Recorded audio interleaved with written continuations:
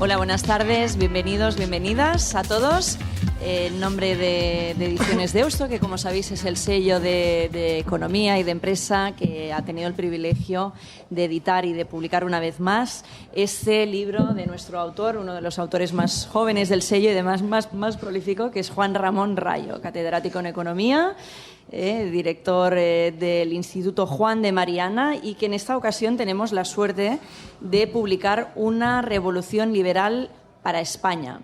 Tanto Ediciones Deusto como el Instituto von Mises, que con los que hemos tenido, digamos, el privilegio de organizar esta presentación, estamos muy agradecidos de que Juan Ramón esté aquí, y también quiero dar la bienvenida tanto al presidente del Instituto von Mises, que está aquí, como también a Luis Torras, que es consultor financiero y autor del libro El despertar de China. Tanto Juan, que es el presidente del instituto, como Luis nos acompañan esta tarde y también nos quieren dar unas breves frases de gracias y de bienvenida. Pues adelante, si os parece, Juan. Bueno, antes que nada, como presidente del instituto, y aquí hay varios miembros del instituto, agradeceros a todos la presencia en este acto de presentación de este libro de Juan Ramón. Además, como miembro del Instituto Juan de Mariana, también estoy muy contento de estar hoy aquí y de estar en este acto de presentación de un libro del director del Instituto Juan de Mariana, de gente joven, en un público joven. Creo que esto es una satisfacción para todos. Un libro que animo a leer y que además ya su portada anima a su lectura, una portada en donde ese grafismo de grandes pensadores del mundo liberal, poco conocidos muchas veces en los ámbitos más academicistas o más neoclásicos. Yo simplemente de dar la palabra enseguida, creo que hoy tenemos la oportunidad de escuchar al autor y a un presentador también joven, con un bagaje intelectual potente también y autor de libros, y por lo tanto disfrutar de esta velada y disfrutar de esta oportunidad que tenemos hoy de tener aquí estos dos personajes. Muchas gracias a todos por vuestra asistencia, y ayudando a Deusto, confío en que compréis todos el libro y podáis, seamos libertarians en un sentido positivo. Gracias. Gracias, Juan. Antes de dar paso a Luis Torras, que esta tarde pues acompaña un poco también como padrino del libro, esto que hacemos en el mundo editorial, ¿no? Que los autores siempre bautizan, digamos, juntamente con un padrino su nuevo libro, en este caso aquí en Barcelona con Luis. Comentaros, para quien sea 2.0, para quien sea tuitero, que el libro tiene asociado un hashtag. Lo digamos porque además se cuelga contenido constantemente, todos los días compartimos noticias que salen, entrevistas de Juan Ramón, y si alguien quiere, digamos, tuitear esta presentación, el hashtag es #Una revolución liberal. Y antes de ya pasar a Juan Ramón, ahora sí que dejamos que Luis Torras pues nos haga una pequeña introducción o nos comente esta opinión, digamos, que tiene al respecto. Hola, buenas tardes. Bueno, yo seré muy breve, simplemente no quiero ocupar más de 5 minutos antes de que podamos debatir con Juan, que es una suerte que esté en Barcelona y yo creo que es lo verdaderamente enriquecedor del acto, pero sí dar 2 pinceladas sobre su bibliografía y sobre su biografía para aquellos que no le conozcáis, y simplemente encuadrar un poco el porqué y el contexto en el que se enmarca este libro. Bueno, de Juan, que es premio extraordinario de carrera, licenciado en Derecho, como todos los buenos economistas, y luego máster en la Universidad Rey Juan Carlos. Aparte de ser un buen amigo, compartimos un background académico común, y es las enseñanzas del profesor Huerta de Soto. Este es su tercer libro con Deusto. Con este ya van 8 publicados y hizo los 30 hace 2 semanas. Con lo cual da casi un ratio de un libro cada 4 años, que son estadísticas nivel Messi. Y aquello que dicen de que tienes que publicar un libro, tener un hijo y plantar un árbol, si le hubiera puesto Juan tanto empeño a lo de los hijos, familia numerosa, y lo del árbol, pues ya tendría un bosque. Sobre la obra del libro, deciros que, bueno, sabéis que, como anticipaba Sira en su introducción, esto va sobre el mundo de las ideas, que básicamente se articula. Hay 3 tipos de debate en el mundo de las ideas. Está el debate político, cuyo interés no hace falta que me extienda más, Y luego hay el debate más académico-científico y el debate de carácter más divulgativo, ¿no? Decía Popper que es una feliz coincidencia que la libertad redunde en mayor prosperidad, ¿no? Pues yo creo que es una feliz coincidencia que Juan, que es un excelente y un riguroso académico, pues también sea un excelente divulgador. En este libro no solo se esbozan o se intuyen las causas de por qué hemos llegado a una situación que podemos considerar de crisis, sino que sobre todo se hace lo más difícil, que es construir. O sea, es un libro para construir de cara a futuro, con toda una serie de propuestas encuadradas en varios capítulos que tratan diversos temas. Algunos podríamos pensar que es ciertamente utópico, pero también este libro tiene la ventaja de que es muy claro. O sea, presenta las ideas con muchísima claridad. Creo que todos aquí podemos coincidir en un diagnóstico, que es que hay una crisis profunda de ideas, o sea, hay mucha incertidumbre, no sabemos muchas veces cómo posicionarnos en ciertos temas, y yo creo que el libro, precisamente, ahonda y es una gran contribución a clarificar ideas y marcar el rumbo hacia donde nos deberíamos de dirigir para tener una sociedad más próspera y más libre. Yo creo que con esto yo me retiro y le daremos la palabra a Juan para que yo creo que expongas un poco las ideas principales del libro y luego sí dar paso a preguntas, que yo creo que el libro se presta al debate y a la reflexión y poderlas compartir de primera mano con el autor. Muchas gracias. Perfecto.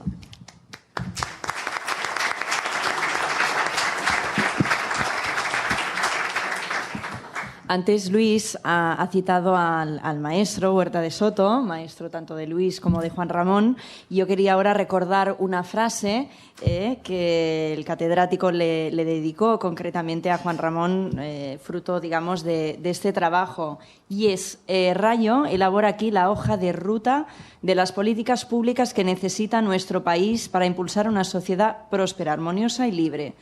Todo español responsable debería leer este libro.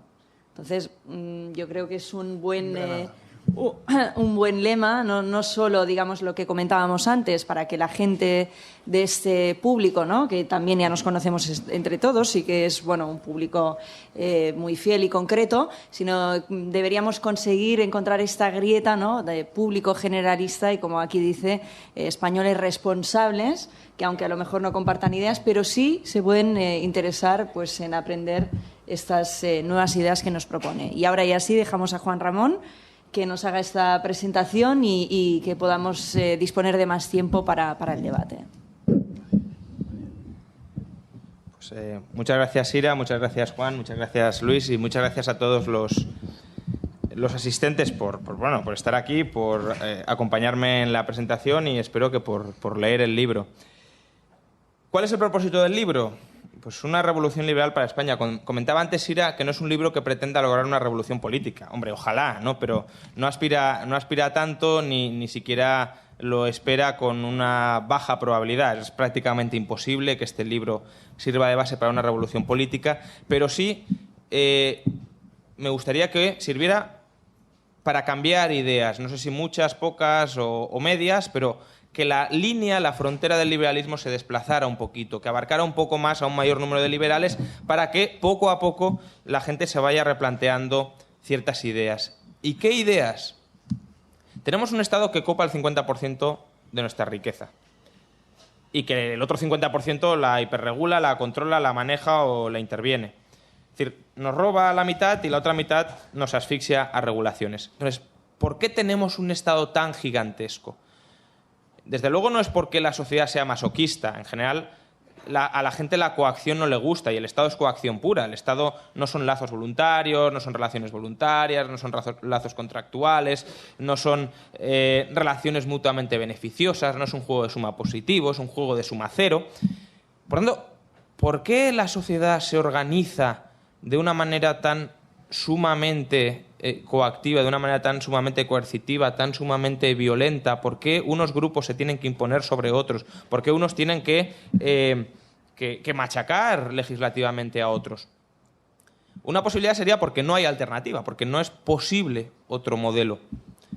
Pero esto sabemos que es históricamente falso, porque el Estado no ha ocupado siempre el 50% de nuestra riqueza, ni se ha dedicado a hiperregular el otro 50%. Por tanto, si hemos llegado aquí, ha de ser por otro motivo, no porque no haya otra posibilidad o porque no sea posible otro modelo.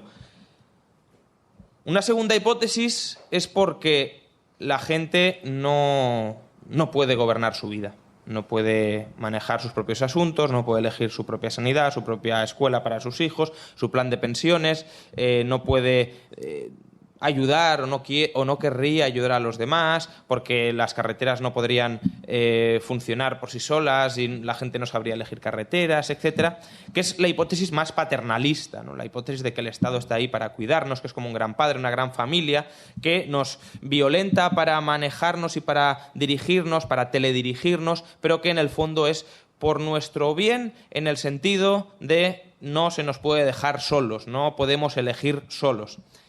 Y esta hipótesis, que podría ser cierta, pero es una hipótesis tremendamente tramposa, porque si no somos capaces de manejar nuestra vida, tampoco deberíamos ser capaces de manejar la vida de los demás. Es decir, tampoco tendríamos que tener derecho a voto. Es decir, ¿por qué motivo no nos consideramos mayorcitos para gobernar nuestra vida, pero sí nos consideramos lo suficientemente mayorcitos para escoger a quienes van a gobernar no solo nuestra vida, sino la vida de los demás? Aquí hay una contradicción más que obvia, más que palpable. Se presupone que el ciudadano puede escoger al buen gobernante, cuando eso es más que discutible, y ahí pues hay otros trabajos muy interesantes, por ejemplo, de Bryan Caplan y el mito del votante racional. Pero bueno, sin entrar en ese debate, se asume que el ciudadano sí puede escoger al buen gobernante, pero en cambio se nos repite día a día que no podemos manejar, no podemos planificar, no podemos guiar, conducir nuestras vidas. Obviamente el ciudadano puede tener problemas de información, se puede equivocar, puede cometer errores, pero de la misma manera que hay un político al que escogemos para que, supuestamente, y en el mejor de los casos y de las hipótesis, nos dirija y nos ordene de alguna manera el rumbo a seguir, la gente puede contratar asesores, puede pedir información a amigos, puede buscar información en Internet o en otras fuentes de información. Es decir, la gente puede informarse, la gente es mayorcita, aunque sea para delegar a aquellos que le van a aconsejar y le van a ayudar. Si es mayorcita para delegar a políticos, debería ser mayorcita para poder delegar a gente que no son política. Por tanto, la tercera hipótesis es que necesitamos al Estado porque sin Estado no seríamos lo suficientemente ricos para costearnos servicios fundamentales. Que en el fondo el Estado es un mecanismo redistributivo para que la gente que no tiene recursos, que son la inmensa mayoría de la sociedad, según se nos dice, que podamos acceder a los beneficios básicos de una sociedad moderna, como pueden ser una educación de calidad, una sanidad de calidad, unas pensiones dignas, etcétera, etcétera. Y esa tercera hipótesis también es muy tramposa, porque se asume y se presenta a la sociedad como una redistribución vertical, absolutamente vertical, de ricos a pobres. Como si hubiese una minoría, 4 o 5 ricachones multimillonarios a los que se les va exprimiendo impuestos y gracias a ese desvalijamiento de los ricos terminan cayendo migajas sobre el resto de la sociedad que de otra manera no podrían acceder a fondos suficientes, a riqueza suficiente para adquirir bienes y servicios fundamentales.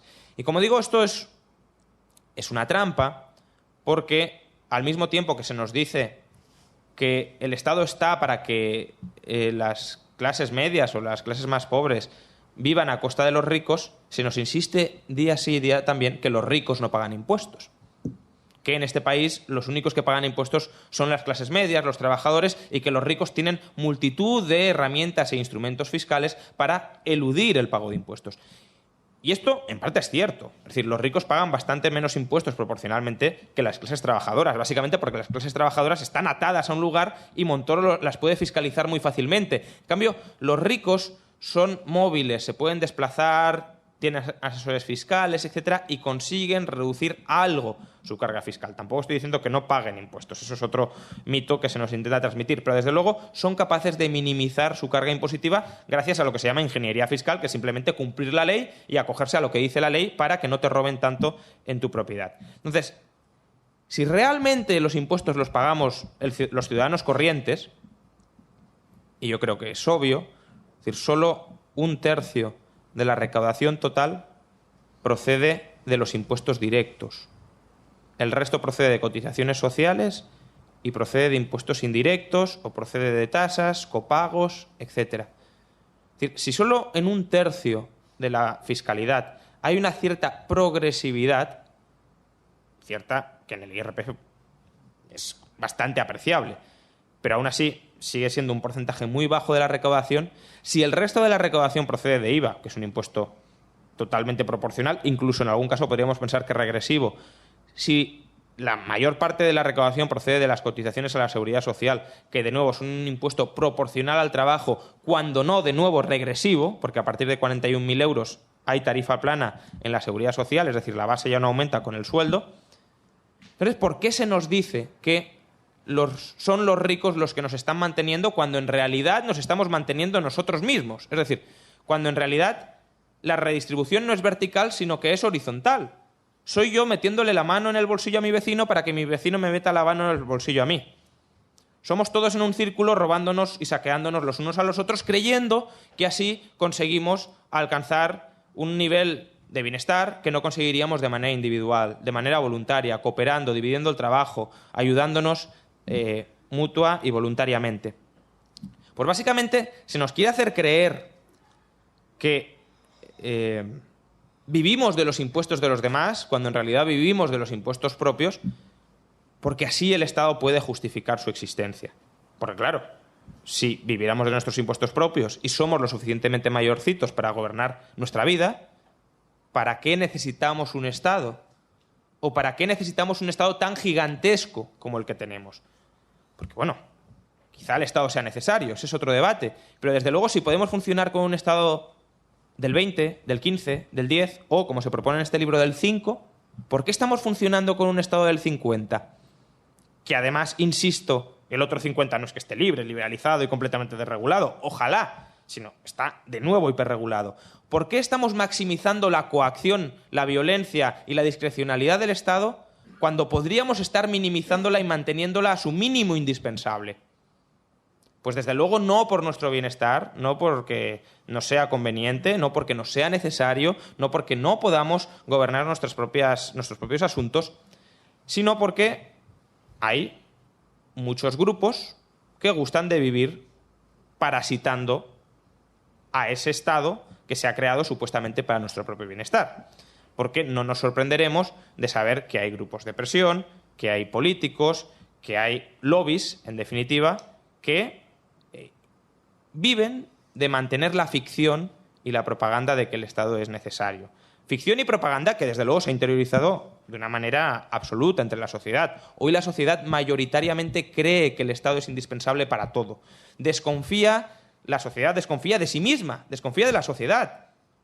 Es la propia sociedad la que ha caído presa de un síndrome de Estocolmo y justifica que su secuestrador, que el Estado la parasite porque cree que no podría manejar sus propios asuntos. Y eso ha sido un proceso que ha durado pues, un siglo de continua, llamadle propaganda, llamadle ideología, llamadle doctrina, llamadle mensajes, un bombardeo de mensajes, de consignas continuas, de terminar asumiendo que la autoridad política por la cual pueden quitarnos arbitrariamente parte de nuestra propiedad o restringirnos arbitrariamente parte de nuestras libertades cuando no implican daño sobre terceros, que eso es legítimo, que eso es conveniente, que eso es positivo. Y desde luego ni es conveniente, ni es positivo, ni es legítimo. Y en este libro se intenta demostrar que otra sociedad es posible. Otra sociedad es posible en la que el Estado ocupe un tamaño mucho menor. Una sociedad donde el Estado reglamente una porción muy inferior de nuestras vidas. Y se intenta demostrar que no estamos viviendo de los demás. Primero, que obviamente no sería legítimo, aunque estuviéramos viviendo de los demás, que justificáramos nuestro propio parasitismo por conveniencia propia, pero no estamos viviendo de los demás y podríamos vivir mucho mejor en prácticamente todos los aspectos. Algunos no los toco, básicamente defensa, pero quitando defensa, es decir, quitando el mantenimiento del orden público, que es otro asunto que requeriría muchísimo más estudio, en todos los demás aspectos, una sociedad contractual, una sociedad por lazos voluntarios, una sociedad de cooperación amistosa, generosa, voluntaria, como digo, pacífica, es una sociedad mucho más libre y mucho más próspera, mucho más dinámica, mucho más innovadora, mucho más cooperativa y mucho más solidaria entre sus miembros. Y precisamente la primera parte del libro se dirige de alguna manera a ilustrar cuál es la losa fiscal que nos supone el sector público, y es una losa que para el mileurista, trabajador típico de España, un mileurista que cobre 15.000 euros, que hace años, antes de la crisis, era chanza o motivo de casi desprecio por los medios de comunicación, diciendo, pobrecito, que poco gana, no puede sacar su vida y sus finanzas adelante. Y efectivamente, un mileurista lo tiene muy complicado para sacar sus finanzas adelante. Pero lo tiene muy complicado porque el Estado le rapiña la mitad de lo que está ganando. Es decir, se apropian de la mitad de lo que está generando. Claro, si a ti te empiezan a poner parásitos encima, pues evidentemente no te queda sangre. Pues claro que no te queda sangre, la han succionado toda. Y eso es un poco lo que hace el Estado. Un salario de 15.000 euros está pagando más de 9.000 euros en impuestos.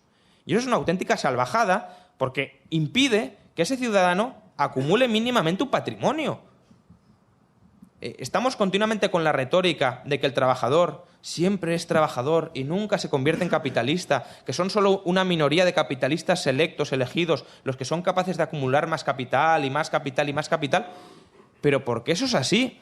Pues porque a los trabajadores les dejan, después de impuestos, con el salario mínimo indispensable para la subsistencia. No dejan margen de ahorro para acumular un patrimonio que además pueda ser legado a las generaciones venideras. Cada generación de trabajadores, debido a la losa fiscal, comienza desde cero y no le permiten acumular absolutamente nada. Entonces, si un trabajador está pagando, un trabajador típico, que ya no uno medio, el salario medio en España, que son 24.000, 23.000, 24.000 euros, está pagando 15.000 euros en impuestos. Es decir, el típico, el común, el más corriente, está pagando más de 9.000. El medio, que además pensad que lo normal es que todos vayamos pasando conforme vayamos envejeciendo de salarios más bajos a salarios más altos, es decir, que en algún momento pasaremos por el medio está pagando 15.000. Y a cambio de eso, ¿qué nos dan? Pues nos dan una educación absolutamente planificada, encorsetada, diseñada, con altas dosis de adoctrinamiento estatal, porque al final la educación es una herramienta también del poder político para autolegitimarse y mantenerse. Nos dan una sanidad que no digo que sea de mala calidad, ni mucho menos, pero que podría ser mejor, no por los profesionales, que los profesionales son muy buenos, pero la clave no es tener profesionales buenos, es que estén bien organizados. Y la organización es parte de la tarea del empresario, es parte de la tarea de la competencia, de testear modelos de negocio distintos o modelos de tratamiento distintos para ver cuál es más eficaz en relación con la calidad y el precio que se está recibiendo. ¿Por qué? Pues porque ahora mismo estamos padeciendo recortes sanitarios, mayores o menores, pero los estamos padeciendo. Y eso está suponiendo que muchos servicios sanitarios se tengan que dejar de prestar. Quien no atiende al coste, ya sea en sanidad, educación o en cualquier otro servicio, se expone a que esos recortes lleguen. Porque, por desgracia, no vivimos en el jardín del Edén, el maná no cae del cielo. Y gastar más en algo es gastar menos en otra cosa. Por tanto, la economización de los recursos, sin merma en la calidad del servicio, la economización de los recursos, el poder minimizar los costes, el poder multiplicar la atención en educación, sanidad, asistencia social, etcétera, es fundamental para volverlo cada vez más accesible y para tener tratamientos cada vez mejores, para poder destinar parte del ahorro de ese coste, por ejemplo, a la investigación y el desarrollo, al desarrollo de nuevos tratamientos, etcétera. Y eso se consigue en un entorno de competencia. Cuando dicen que la sanidad no debe tener ánimo de lucro, por ejemplo, obviamente, si el ánimo de lucro lo concebimos como que se deje morir al paciente porque no se puede pagar un tratamiento, pues parece lógico que no debe tener ánimo de lucro. Y, de hecho, la propia profesión médica no aceptaría, en general, matar a una persona por no poder atenderle. Existe un compromiso casi moral de los médicos por asistir a la gente. Pero si entendemos el ánimo de lucro como prestar un servicio de mayor calidad que la competencia a un menor precio, que de ahí surge el lucro, es decir, de hacerlo mejor que la competencia o de hacerlo a un precio más bajo, obviamente la sanidad tiene que tener ánimo de lucro. Es decir, debemos ser los consumidores o los pacientes quienes podamos escoger entre las distintas ofertas sanitarias cuál es aquella que mejor encaja con nuestras necesidades, cuál es aquella que nos ofrece un mejor servicio que el resto o a un menor coste que el resto, o los dos, un mayor servicio y a un menor coste. Y eso solo se puede conseguir testeando, probando, experimentando de manera descentralizada. Los experimentos a gran escala no funcionan. Ahí lo comento en el libro, y bueno, nos podrá parecer una barbaridad o no, pero bueno, uno de los profesores de gestión de empresas más reputados del mundo, que es Clayton Christensen, de la Universidad de Harvard, en su libro sobre sanidad, propone algo tan sumamente rompedor, revolucionario, chocante, impactante, como que la solución a una mejor sanidad pasa por, atención, cerrar los hospitales y transformar los hospitales en modelos de negocio distintos. Yo no sé, obviamente, si tiene razón o no la tiene. Desde luego, su libro está extraordinariamente argumentado y tiene todo el sentido del mundo. Pero quizá no la tenga. Quizá no tenga razón. Pero justamente por eso necesitamos un mercado para que haya algún empresario alocado que diga, pues yo voy a probar otro modelo de negocio. Yo no voy a crear un nuevo hospital, voy a crear una clínica totalmente distinta. Y si ese modelo alternativo de negocio tiene éxito, funciona, presta un mejor servicio a un menor coste, ese será el modelo de negocio que empezará a prosperar y que empezará a devorar y a desplazar a todos los otros modelos de negocio tradicionales. En la sanidad pública eso no se puede hacer. ¿Quién va a proponer cerrar definitivamente los hospitales y sustituirlo por clínicas con otro tipo de organización como la que describe Christensen? Nadie. Es que ni yo mismo querría que lo hicieran. ¿Por qué? Porque eso es una hipótesis que puede salir bien, pero puede salir muy mal. Entonces, yo prefiero tener la sanidad, en su mayoría, asegurada de el mínimo que funciona. Ahora, que ese mínimo que funciona nos encorsete para no poder experimentar nada nuevo, para no poder encontrar nada novedoso que sea mejor que lo que conocemos, eso es la dictadura del statu quo. Y eso es la mediocridad y es la decadencia consolidada. Porque precisamente en sanidad, en educación, en servicios que son centrales para vivir más y para vivir mejor, lo que deberíamos estar primando es que pueda haber mucha experimentación y que pueda haber mucha innovación y que pueda haber mucho cambio. No lo sé, pues en comunicaciones tal vez sería más trivial incluso, porque, hombre, es muy importante la comunicación y ha supuesto una revolución impensable en el pasado y con consecuencias inimaginables en el futuro, pero no nos va la vida en ello. Es que en la sanidad nos va la vida en ello. Y el hecho de que la sanidad esté planificada por Ana Mato, pues es preocupante. Porque Ana Mato o cualquier conseller de sanidad no sabe y no tiene en la cabeza todos los posibles modelos de negocio alternativos que pueden llegar a surgir. Y si nos vendemos a Ana Mato o a cualquier burócrata, nos vendemos a burócratas. Y ellos tienen intereses propios. ¿Intereses de qué? Pues de seguir gestionando la sanidad, de seguir gestionándola en ciertas condiciones. Por ejemplo, una burocracia sanitaria, si puede prestar el mismo servicio con menor personal, ¿creéis que lo prestará con menor personal? Es decir, ¿cuál es la lógica de que un hospital, si sabe una manera de mejorar la productividad y de prestar el mismo servicio a un menor coste, es decir, con menos gente, opte por prestarlo con menos gente? La lógica de la burocracia es a maximizar el personal, el gasto, los recursos que maneja, no a minimizarlo manteniendo el servicio. No hay ningún incentivo para ello. La lógica de la burocracia es a crecer, crecer, crecer y autoalimentarse, porque la lógica es la propia burocracia y el bienestar de la burocracia. Y la lógica es vamos a reducir nuestros turnos de trabajo y ampliar personal, etcétera, etcétera. Que está muy bien, cuidado, pero está muy bien si el consumidor te valida ese servicio. No sé si tú se lo impones al consumidor. Entonces, todos estos servicios que se estudian en el libro cómo podrían prestarse a través del mercado, es decir, a través de relaciones voluntarias, de lazos voluntarios, de contratos, de ayuda voluntaria entre partes, pues constituyen, digamos, la segunda parte del libro, que es la parte la parte nuclear, la parte más importante. Y es un estudio, pues, de cómo, si el Estado no nos saqueara a impuestos y nos asfixiara a regulaciones, se podrían desarrollar toda una serie de servicios que hoy prácticamente monopoliza el Estado a menor coste y con mayor calidad. ¿Y qué servicios? Pues servicios municipales, infraestructuras, medio ambiente, moneda y banca, promoción de empresas, porque las empresas no han de vivir de subvenciones, de favores estatales, de privilegios, de aranceles. No, las empresas tienen que sobrevivir en el mercado porque son mejores que sus competidores a la hora de satisfacer las necesidades de los ciudadanos. El mercado de trabajo, ¿serían los trabajadores explotados o cada vez vivirían mejor en un mercado libre?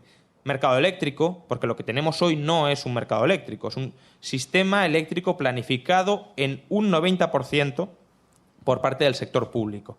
Por tanto, no hay un mercado. Es un sistema que sí se ha privatizado, se ha pasado en parte a manos privadas, pero no tiene nada de libertad de mercado. Por tanto, la diferencia entre que sea un burócrata y un capitalista rentista a costa del contribuyente es muy escasa. Eso no es un mercado libre. Y luego, por supuesto, también cómo funcionaría la investigación y el desarrollo sin apoyo estatal, cómo funcionaría la educación sin peleas y refriegas estatales sobre cuál debe ser el modelo educativo, si Wert dice que hay que españolizar y otro dice que hay que catalanizar, cuando son los padres los que eligen si hay que españolizar, catalanizar o no hacer nada de todo eso. ¿Cómo se difundiría, divulgaría la cultura en un entorno de libre mercado sin subvenciones a unos y otros? Sin legislaciones de copyrights que protejan a autores o que protejan a patentes, a inventores, etcétera, que al fin y al cabo son monopolios intelectuales. ¿Cómo funcionaría la sanidad o las pensiones si éstas fueran privadas? Y por último también, y aquí me quiero detener un momento antes de terminar, ¿cómo funcionaría la asistencia social? Porque la asistencia social es el refugio último del Estado. Necesitamos a alguien que nos obligue a ser solidarios, porque el ser humano por sí mismo no es solidario. Claro, la primera cuestión es, si el ser humano no es solidario, si la gente no quiere ser solidaria y vivimos en una democracia, ¿por qué el Estado es solidario? Porque si la gente no quisiera ayudar a los demás, lo que votaría serían partidos que propusieran cancelar toda redistribución de la renta. Por tanto, parece que la gente en general sí es solidaria, sí acepta y cree conveniente que se ayude a los demás. A los demás cuando estén necesitados, se lo merezcan bajo ciertas condiciones, pero que se ayude a los demás. Entonces, el paso siguiente es, si la gente en general es empática, se preocupa por los demás, etcétera, ¿por qué necesitamos el Estado para que efectivamente se ayude a los demás? Y aquí, claro, una posibilidad sería porque la sociedad no se puede organizar para ayudar al prójimo sin el Estado, lo cual creo que es palmariamente falso, es decir, no existe ninguna imposibilidad fáctica a voluntariado, ayuda mutua, etcétera, filantropía, etcétera. De hecho, incluso con Estado tienen en ciertas sociedades un peso muy importante en la sociedad, un peso importante y creciente además en la sociedad. Y luego, entonces, la siguiente cuestión es, si somos solidarios y si podemos organizarnos, ¿por qué entonces necesitamos Estado? Y no lo necesitamos para ayudar a los demás. Si uno estudia qué pasaba en sociedad antes del estado de bienestar, porque lo que se nos ha vendido es que básicamente todo el mundo se moría antes del estado de bienestar y no podía sobrevivir y que si perdía el trabajo ya rápidamente vagaba por las calles hambriento. Si uno estudia lo que sucedía antes del estado de bienestar, lo que descubre es que obviamente la sociedad se organizaba para protegerse y blindarse frente a estos peligros. ¿Y cómo se organizaba? Pues, por ejemplo, a través de sociedades de ayuda mutua, de mutualidades. ¿Qué eran las mutualidades? Pues eran como una especie de asociación de conocidos o de amigos, aunque no con un lazo tan fuerte, pero sí de conocidos, de gente que tenía intereses y afinidades comunes y que simplemente se reunían ¿con qué propósito? Con el de ayudarse cuando alguno tuviese una adversidad. Adversidad en materia laboral, en materia de jubilación, en materia de enfermedad, etc. La filantropía puede estar muy bien, pero la filantropía no es la manera en la que una sociedad va a prestar ayuda a los demás, por un motivo básico. La gente no quiere estar sometida jerárquicamente a un tercero. No queremos que, si estamos en un momento de dificultad, dependamos de la voluntad y de la discrecionalidad de un tercero. O no deberíamos querer, porque ahora dependemos de la discrecionalidad del Estado y eso todo el mundo lo acepta. Pero en principio nos parece desagradable y es lógico que nos parezca desagradable porque por mera supervivencia, por mera subsistencia, no es bueno que cuando estemos en una situación desesperada sea otro el que nos brinde el favor como él prefiere o como él gusta. Pero las sociedades de ayuda mutua no eran sociedades jerárquicas, eran sociedades horizontales.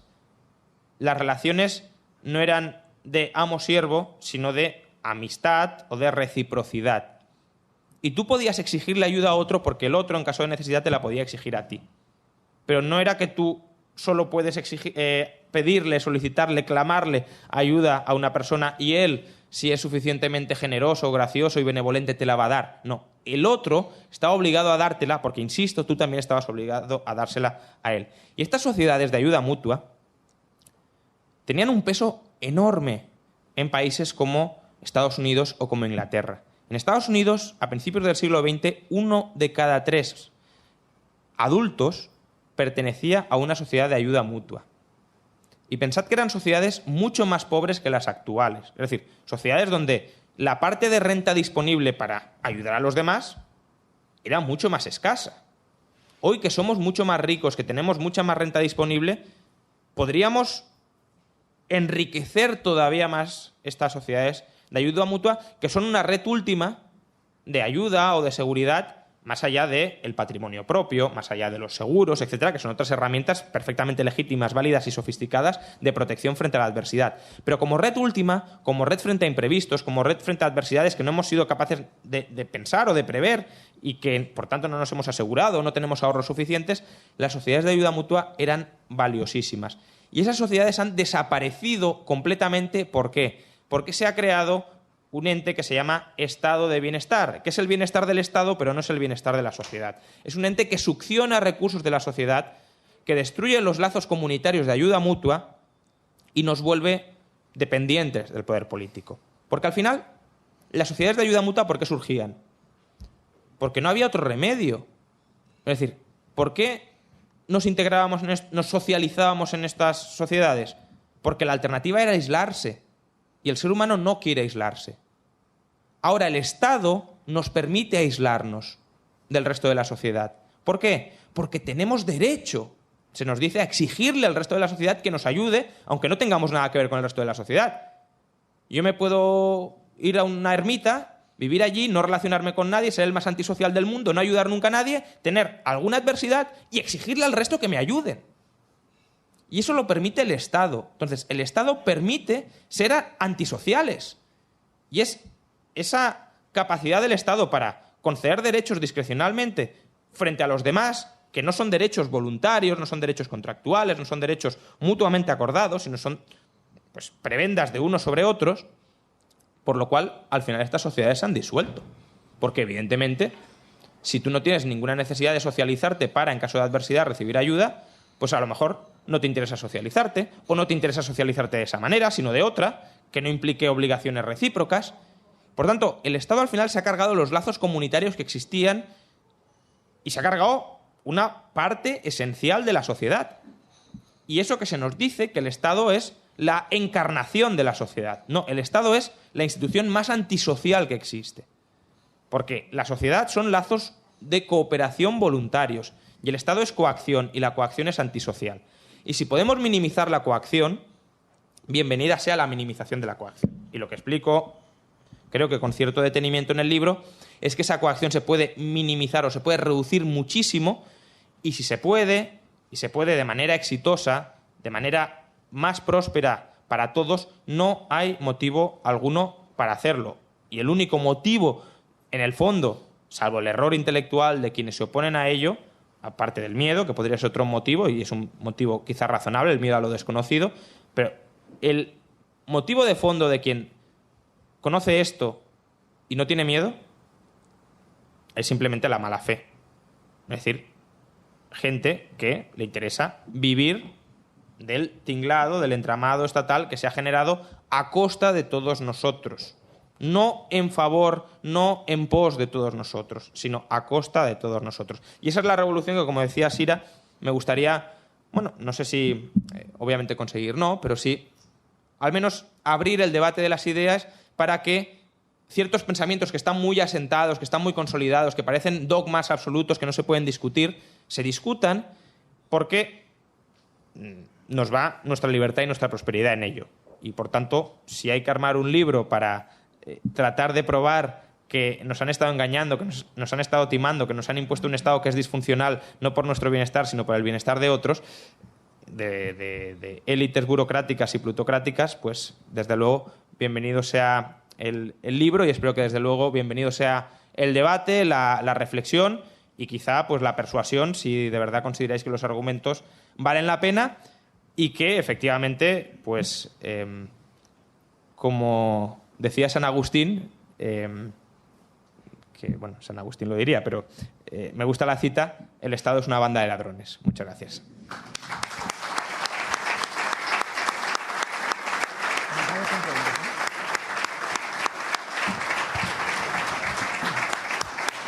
Muy bien, ¿eh? Bueno, después de esta larga exposición vamos a dar comienzo al turno de preguntas. Procuremos ser breves con las preguntas y así podremos empezar todos, y creo que tenemos la primera. Sí, por favor, ¿qué sistema de nuestro entorno funciona liberalmente? Sí. Vamos a ver, yo creo que la ideología o la pulsión o la emoción estatista está muy extendida en todo el mundo, en todo Occidente. Afortunadamente hay sociedades que han sido capaces de resistirlo más. Pero en el libro, y yo creo que esto sería un error intentar hacerlo, hombre, si estuviera genial, pero que no creo que sea imprescindible tratar de buscar una sociedad que aplique absolutamente todo lo que se propone en este libro. Hay muchos ejemplos, y están contenidos en el libro, de mercados que funcionan más o menos libremente en ciertas sociedades que a lo mejor no funcionan libremente en nada más. Pero ese entorno, ese mercado sí funciona libremente. Y se trata al final de ir componiendo un puzzle viendo, pues si la sanidad aquí es libre o más o menos libre y funciona bien, si aquí la educación es libre y más o menos funciona bien, si aquí las pensiones son libres privadas y más o menos funcionan bien, ¿por qué todo junto no puede funcionar bien? Porque la sanidad funciona bien libre, no porque las pensiones sean públicas. Es decir, no hay ningún tipo de relación. Es independiente. Entonces, sí hay muchos ejemplos de mercados, servicios, que o bien están funcionando ahora en libertad, o bien han funcionado en el pasado en libertad y han funcionado estupendamente. Incluso en el pasado cuando éramos más pobres. Es decir, que esa es una dificultad objetiva y es una restricción objetiva que evidentemente ata y restringe mucho nuestra capacidad de desarrollar adecuadamente un cierto servicio. Y esos son los que se recogen en el libro y los que se esperan plasmar. Si me preguntas cuál es la sociedad en la que a mí me gustaría vivir actualmente porque quizás se aproxime algo más a todo lo que se propone, yo creo que mi sociedad que más se acerque, aunque está muy lejos, pero más se acerca, sería Suiza. Sí, hola. ¿Es el sector de la educación el que, cuando caen las zarpas del Estado, el que más tiende a infantilizar a las personas? Yo creo que infantiliza, todos los sectores de alguna manera te infantilizan, o al menos te atrofian. No sé si infantilizar, pero sí te atrofian. Porque directamente cuando el Estado los monopoliza, se deja de experimentar, se deja de innovar, se deja de ser creativo, se deja de pensar directamente. Te lo dan y es que no puedes hacer nada en ellos. La educación obviamente es un sector particularmente peligroso porque se está formando a las generaciones futuras y se las está formando en general no de manera desinteresada, sino para mantener ciertos intereses. No estoy diciendo obviamente que nuestros sistemas occidentales sean sistemas totalitarios en educación, ni mucho menos, pero sí es ilustrativo que los sistemas totalitarios, uno de los primeros sectores que quieren controlar y que quieren inmiscuirse hasta la saciedad es en la educación. Aquí, desde luego, no llegamos a esos extremos escandalosos, pero desde luego sí hay adoctrinamiento y todas las batallas por las reformas educativas, por el contenido curricular, por el contenido propiamente de los planes de estudio, por las horas de una asignatura o de otra asignatura, por el control y la selección del profesorado, todo eso, en parte, responde claramente a una voluntad de orientar la mentalidad y la mente de los estudiantes, en contra, además, de lo que pueden ser los deseos de los padres, porque en España ya no la educación, la escolarización, aunque hay cierto debate en ello, pero la escolarización tiene bastante de obligatorio. ¿Por qué no se puede educar libremente y sin ningún tipo de incertidumbre legal a los niños en casa? Sobre todo si puedes darles una educación de tanta calidad o de más calidad que la que le dan en la escuela. Pero claro, el argumento es no, porque en casa podrían no aprender. ¿Y qué pasa? ¿Que el 30% de fracaso escolar justifica que cerremos las escuelas? Porque hay un 30% que no aprende. Hay un 30% en el que la escuela fracasa a la hora de enseñarle. Por el hecho de que 1 de cada 3 padres a lo mejor en casa fracasa a la hora de educar a sus hijos en casa, se ha de prohibir y te pueden llegar a quitar la custodia de tus hijos por fracasar 1 de cada 3. Pues bien, ese sesgo a favor de la educación estatal, de la escolarización estatal, de enclaustrar a los niños en las aulas con programas y modelos educativos que además están desfasados, que son modelos del siglo XIX, que no responden a las necesidades actuales, pues obviamente tiene mucho que ver no con que el burócrata se preocupe por nosotros y por nuestro bienestar, sino porque se preocupa por el suyo, por mantener el poder y mantener domada, digamos, a la población. Una pregunta doble. En primer lugar, una cosa que a mí me cuesta expresar cuando tengo algún debate con algún amigo no liberal, que son, no sé si todos, pero casi todos, que es, ¿cómo propone usted hacer la transición? Para mí lo que me dicen es, tú lo que me propones es imposible. Yo le digo, ya, pero no se trata de hacerlo mañana, se trata de hacerlo en X años. Y la otra es, ¿cómo mezclar un proceso que sea más o menos calmado, que por lo tanto el gasto no bajará de golpe, con unos impuestos bajos que permitan a la mayoría de gente pagarse los servicios que no proporciona el Estado? Sí. Gracias. Bueno, son las dos preguntas en realidad referidas a la transición. Yo le dedico un capítulo entero en el libro a la transición, de varios servicios. Yo creo que nos tenemos que fijar en parte en la experiencia que ha habido con los países socialistas y que han dejado de ser socialistas. Los países socialistas, más o menos, el Estado representaba cerca del 90% del PIB de su economía y lo han dejado en el 40-45%. Bueno, yo lo que propongo es un recorte similar, pasar del 45-50 al 5%. Claro, el libro se llama Una revolución liberal, pero es una revolución muy pausada, lo cual no es muy revolucionario. ¿Por qué? Porque es una revolución a 50 años. Es una transición a 50 años. Desde luego, la transición que yo pergeño en el libro no está pensada para aplicarse.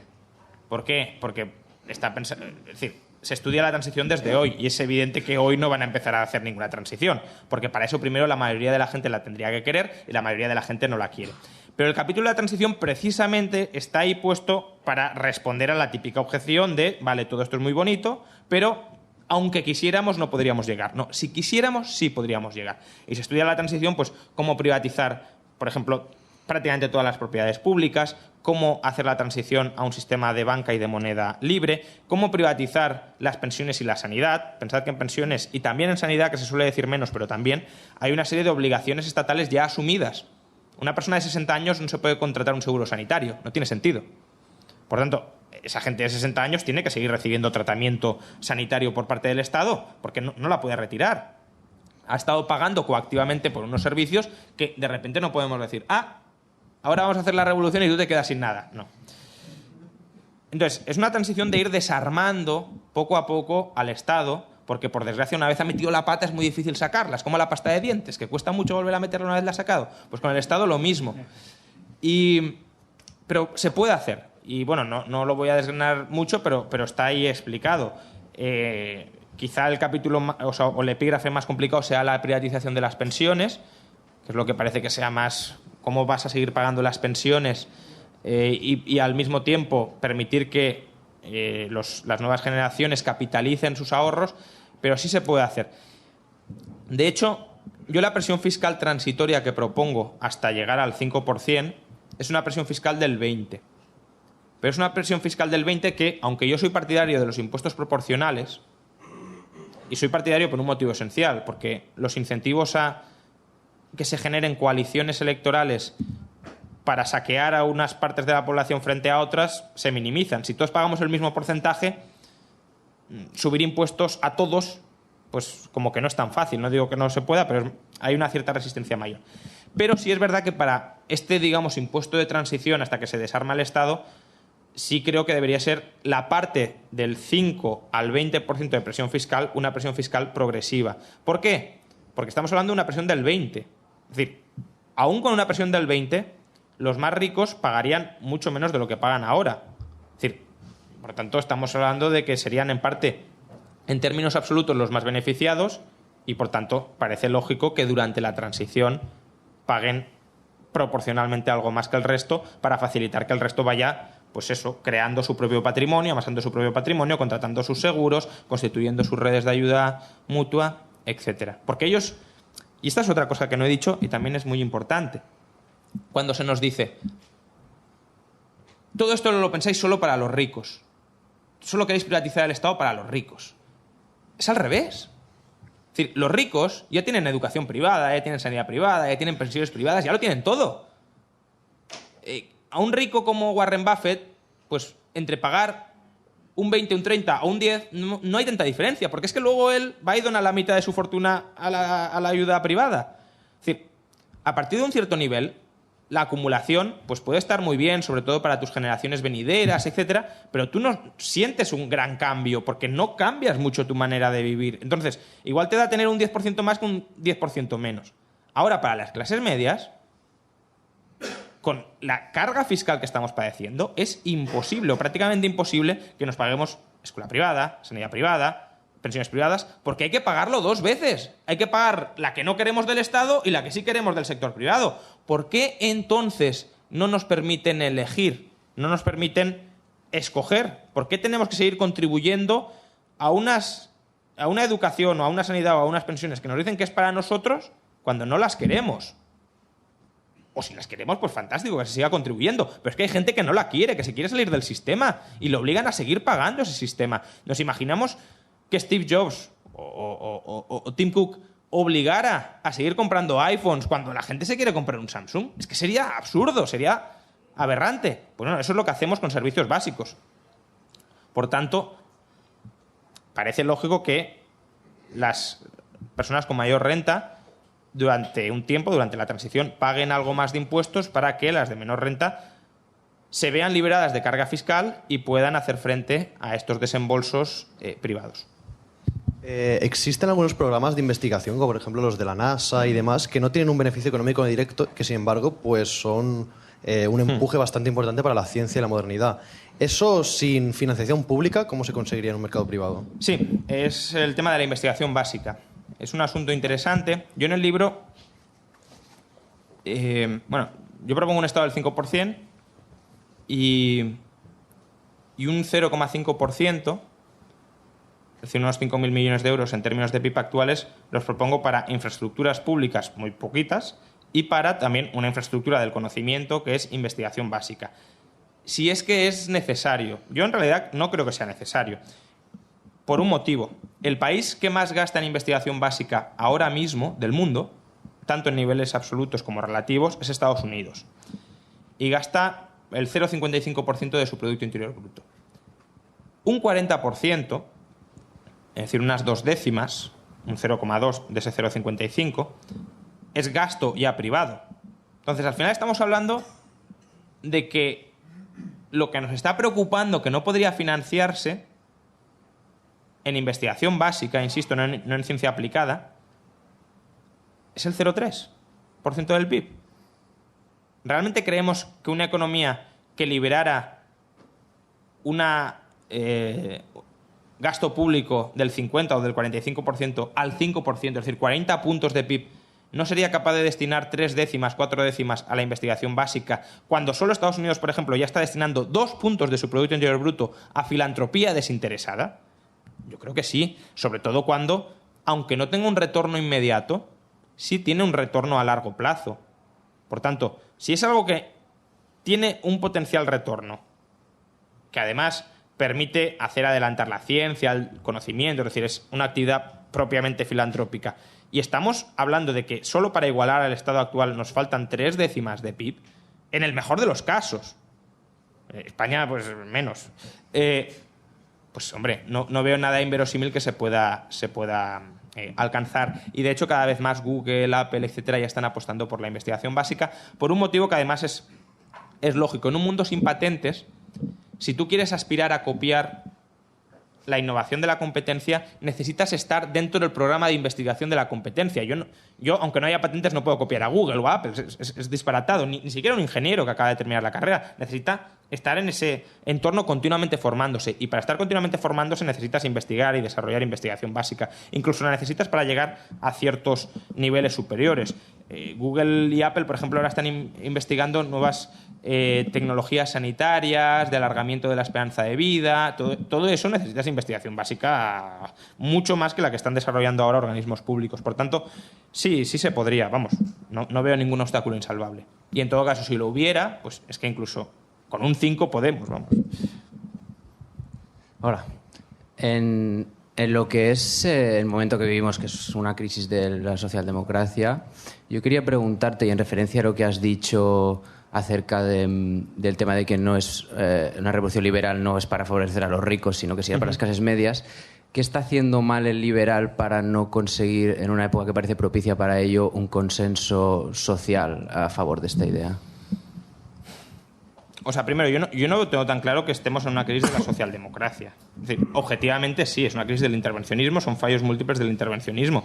Pero la crisis genera miedo, y el miedo genera búsqueda de seguridad, aunque sea a costa de tu libertad. Entonces, en cierta medida, aunque sea el culpable aquel en el que buscas refugio, es un impulso muy natural buscar refugio. Pero es que además eso lo puedes ver incluso en la crisis de deuda. Nos dicen, no, es que estamos en crisis porque nos hemos endeudado mucho. Pero no podemos dejar de endeudarnos, porque si nos dejáramos de endeudar ahora mismo sería una catástrofe. Entonces, incluso en cosas que son básicas, son visibles y son fundamentales, la gente cae en el error de decir, bueno, ya la última vez, ya solo un poquito más y ya esta vez sí que ya. Y con el Estado pasa algo parecido. La gente busca refugio, busca auxilio en el Estado porque además no conoce nada más. Si tuviese alternativas, pues probablemente diría, este modelo no ha funcionado, me voy a otra, pero no ha experimentado con otras y es complicado. Aún así, evidentemente, que el liberalismo sea tan minoritario en unos momentos en los que la culpa, la responsabilidad objetiva es del Estado, sí que debería llevarnos a la reflexión. ¿Motivos? Pues muchos. Es decir, se ha vinculado el liberalismo con cosas que no eran liberales. Ese es un motivo bastante importante. Luego, que creo que muchos hemos llegado o han llegado al liberalismo por reacción al fracaso, como decías, del intervencionismo. Y claro, mientras se está experimentando y todos son intervencionistas, socialdemócratas o estatistas, pues nadie es liberal. Y solo es cuando empieza a fracasar que algunos se desencantan y empiezan a decir que el emperador está desnudo. Pero claro, eso es lento, porque al principio son 3, luego son 10, luego 20, 100, 200, y luego también hay mucha resistencia. Resistencia de gente que de alguna manera se beneficia de este entramado, o cree que se beneficia, o a corto plazo cree que se beneficia, probablemente a largo no, etcétera, y que opone batalla ideológica. Y además es una batalla donde el liberalismo tradicionalmente no ha sido bueno, que es la batalla de las emociones, la batalla de los sentimientos, la batalla de no quedarnos solo en lo estrictamente económico, que es una parte fundamental, pero no es la única parte. Y con todo esto han conseguido oponer resistencia y lo van a seguir consiguiendo, vamos, no me cabe mucha duda.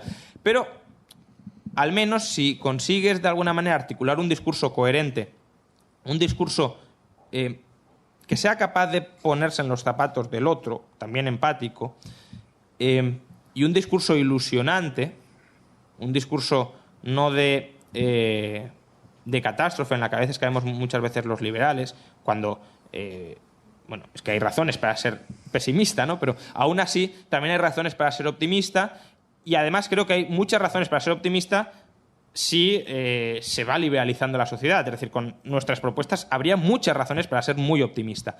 Entonces, con todo esto se puede librar más la batalla, pero tengamos en cuenta que las ideas son bastante estables, por desgracia. ¿Por qué? Porque a la gente no le gusta ser convencida. La gente opone resistencia a cambiar de ideas, porque parece que cuando cambias de ideas te han derrotado, te han machacado, parece que te han derrocado en tu estatus.